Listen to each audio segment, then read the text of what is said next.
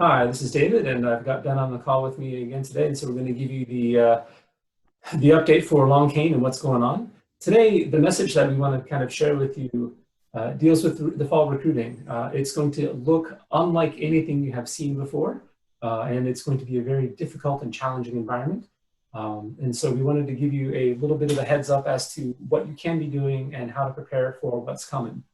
The first thing that I wanted to mention is that starting in early September, BSA will be having a lawsuit that they're involved in.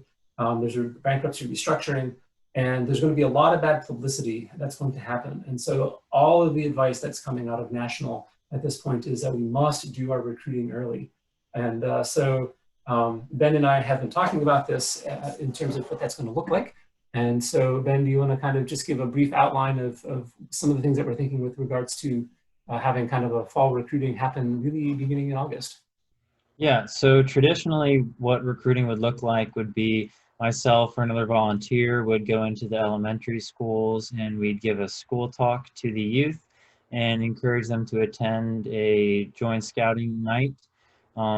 However, this fall, as you guys know, school isn't going to look the same. Many students are doing online or pseudo-online or they're choosing homeschool instead. And so basically the opportunity to go into the school is not on the table.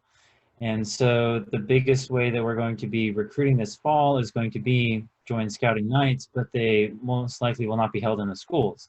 They'll be held in local community areas in the different towns in Long Cane.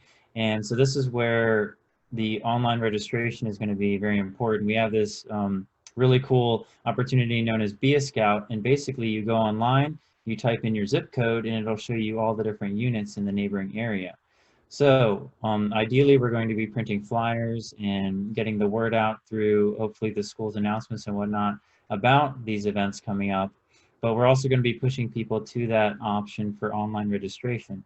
And many of the units are on there. They're up to date. They have it set up to where scouts can find them and then even apply to be in their troop online. But it'll take a little bit of very small amount of work on the forefront of all this to ensure that we do have somewhere to direct the scouts to.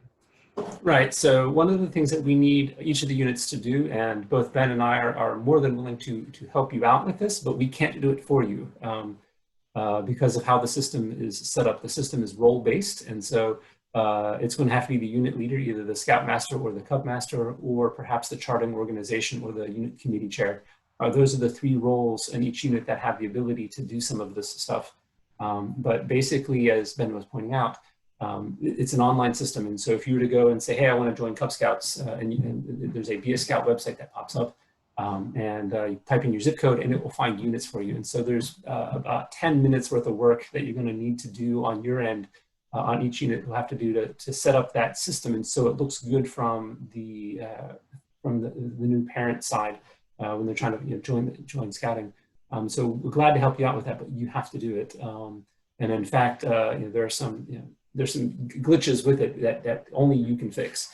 We're glad to help you out, but we need that to happen. Another thing that we're going to need to do with this is that, the schools we're not really sure what's going to happen with regards to the schools and whether or not they're even going to be open starting in mid-August. But right now is the time for your unit to plan. What are your unit meetings going to look like? A lot of parents, we're getting a lot of feedback that says parents at least want some level of in-person activity. It doesn't have to be a traditional meeting that you're used to. Maybe it's only with small groups and outside socially distant kind of things, but some level of in-person kind of things. If it's possible for your unit to do so, please start having those conversations. Another thing that we really want to reach out to those adults, those parents who really believe in the scouting program, but aren't yet registered or aren't really super active.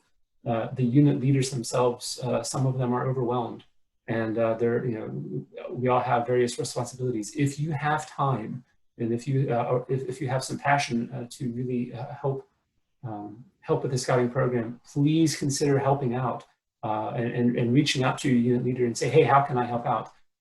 Because that's going to go a long way. Having more hands makes the work a lot easier, on behalf of the unit leaders who are feeling a little bit overwhelmed, with all of the responsibilities they have with their own kids and their own jobs and that kind of stuff. Again, if you haven't previously helped out, please consider stepping up, and even if it's an informal role, just, hey, how can I help out with the recruiting process? How can I help out? We're going to need, it's an all hands on deck kind of situation. And again, I just wanted to reiterate that point. Anything else that you want to share with the audience on this particular video, then? Not that I can think of, David. I think you hit the nail on the head. If we want scouting to continue and be strong in our community, we got to step up to the plate. And you and I both know the amount of blessing that scouting can provide to a family. And if we see the value in it, I really think we need to back it up with actions. So hopefully we'll see a rise in involvement from our units and our unit leaders and our parents and our scouts. And hopefully this fall will be one of, prosper and success amidst all the stuff that's going on.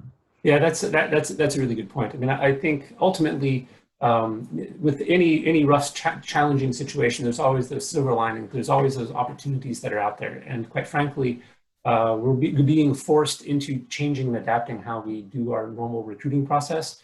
And I see some of this online stuff and some of the ideas that we're going to be rolling out, I'm really excited about. And I think if we were in the normal situation, if we'd done this a year ago, I think we would have had a fantastic recruiting season based on some of these ideas that we're hearing and some of these new innovative ways that we're going to do things. And now we're forced into doing this because what we recognize is our traditional way of how we have done everything is just not likely to work in any satisfactory way. So I'm real excited about the prospect of doing this. And I would love to, against all odds, I would love to come back and say, man, we had a great recruiting season because, people really stepped up, and I would love to see that happen. So, all right, well, thank you for watching this video, and we look forward to meeting you in person as soon as possible, and if not in person, at least in a virtual setting. All the best.